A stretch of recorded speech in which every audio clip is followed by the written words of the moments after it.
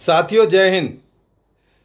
Delhi police के जो हमारे सिपाही, हवलदार, थानेदार, पिछले कोरोना काल में लगभग 30 पुलिस वालों की डेथ हुई और इस दौरान भी लगभग 25 के करीब पुलिस वाले हमारे कोरोना की भेंट चढ़ चुके हैं।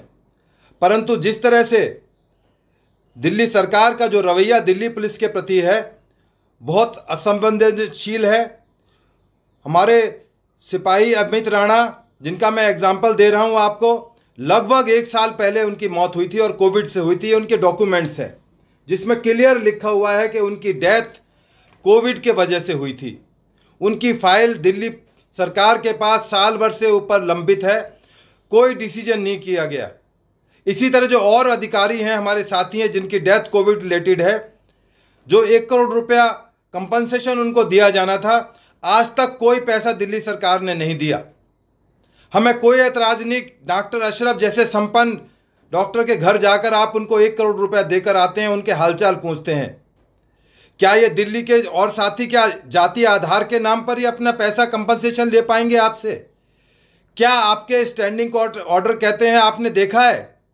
पैरिटी नाम की कोई चीज है आपके यहां, या केवल वोटों के लिए आप राजनीति करते रहेंगे? थोड़ा शर्म करो, थोड़ा बहुत देखो। इतना ना गिराओ अपने आप को कि आने वाली पीढ़ियां आपको कोसें, हो सकता है आपकी औलादें आपको कोसें। आपका चरित्र और आपके कार्य करने की प्रणाली सबके सामने आ चुकी है, हर एक आदमी जानता है। परंतु जिस तरह से आपने लोगों को भ्रम में डाला है, बहुत लंबे टाइम तक नहीं चल पाएगा। काठ की हांडी बार बार नहीं चढ़ती। जिस दिन काठ की हांडी उतर गई, आप दोबारा नहीं आ पाओगे। जो आपके पोस्टर और टेलीविजन पर आ रहे हैं, शायद आप कभी जिंदगी में दिखाई भी ना दो दिल्ली के अंदर। आपको याद होगा, आसाम के अंदर गण संग्राम परिषद बनी थी और बिल्कुल यंग आदमी सीएम बने थे। आज उस पार्टी का नामो निशान नहीं है। वो भी कहते थे पूरे हिंदुस्तान पर राज करेंगे। बहुजन समाजवादी पार्टी, जिसकी मुखिया बहन मायावती, वो कहती थी मैं एक दिन प्रधानमंत्री की कुर्सी पर बैठूंगी। उनका सपना साकार नहीं हो पाया। मुलायम सिंह यादव, वो भी सपना देखते थे मैं डिफेंस मिनिस्टर बन गया हूं, बस बहुत थोड़ी दूरी पर हूं प्रधानमंत्री बनने से।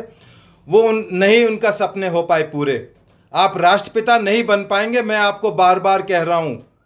आप केवल एक छोटे से सूबे के एक सीएम हैं। आप पानी और बिजली और जो स्वास्थ्य सुविधाएं हैं वही पूरा मुहैया नहीं करा पा रहे हैं। जिस तरह से आपने छीछा लेदर कराई है अभी सेकंड वेव के दौरान में, वो किसी से छिपी नहीं हुई है। आपकी कथनी और करनी में इतना फर्क है कि लोग जान चुके हैं, आपको समझ चुके हैं अच्छी तरह से।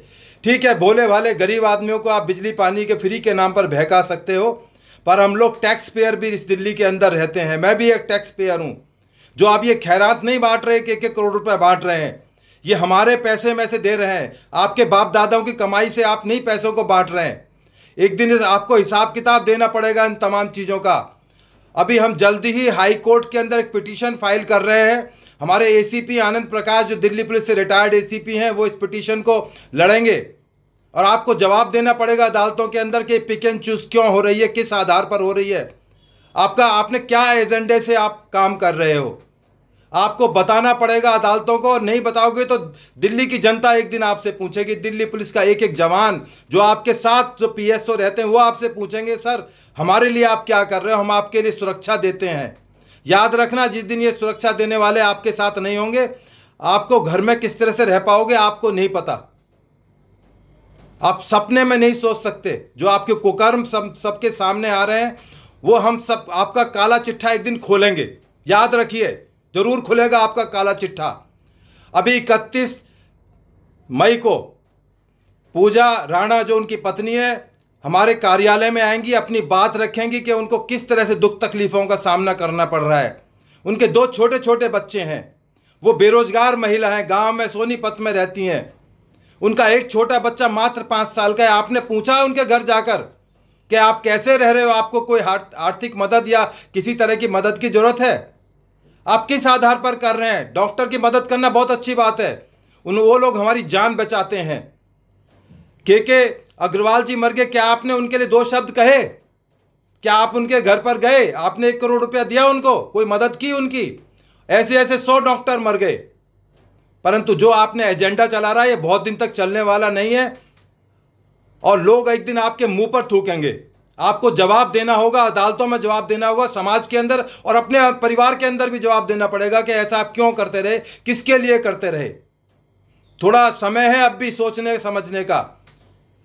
मैं गारंटी दे रहा हूं, आप बहुत छोटे सूबे के केवल सीएम हो, आप कभी सोचो कि आप पूरे हिंदुस्तान के कोई बहुत राष्ट्रपति या प्राइम मिनिस्टर लोगों के नहीं, आपका सपना नहीं होगा, क्योंकि आपने जो वायदे किए थे कि मैं मेट्रो में सफर करूंगा, मैं जनता से हर आदेश लूंगा, मैं सरकारी बंगले में नहीं रहूंगा, वो हम आपके वायदे भूले नहीं है। कि मैं राजनीति में नहीं आऊंगा, बच्चों पर हाथ रखकर आपने कसम खाई थी, वो आपकी कसमें हम देख चुके हैं।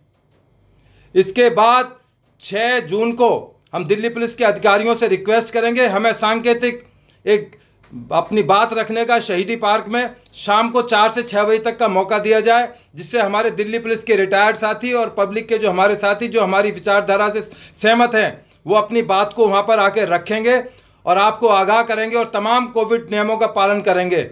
हम वो किसान आंदोलन वाले नहीं है जो सरकार की बात को नहीं मानते। जो जिस तरह से आप उनको सपोर्ट कर रहे हो आज तक, उनको बिजली पानी मुहैया कराए, आपको शर्म आनी चाहिए आपको। और इसका हिसाब किताब जल्दी ही होगा, आप इंतजार कीजिए। 31 तारीख को उनकी पत्नी आपसे सवाल पूछेंगी और 6 तारीख को हम आपसे सवाल पूछेंगे, 6 जून को, कि आप क्या कर रहे हैं, उन फाइलों पर क्यों लिए बैठे हैं। पुलिस मुख्यालय से फाइल आपके पास रखी हुई है, साल से ऊपर हो गया, आप उस पर निर्णय नहीं कर पा रहे हैं। मैं माननीय कमिश्नर साहब से और एलजी साहब से रिक्वेस्ट करूंगा, आप ये सारा मामला आपकी पावर के अंदर है, एलजी साहब को तमाम तरह की क्षमताएं हैं, वो इन फाइलों का निपटारा करें और जो भी हमारे कोविड से रिलेटेड डेथ हुई हैं उन तमाम को कंपनसेशन दिया जाए। ये जो खैरात बांटने का इन्होंने तरीका है, इस पर रोक लगाई जाए और तुरंत रोक लगाई जाए। जय हिंद, जय भारत।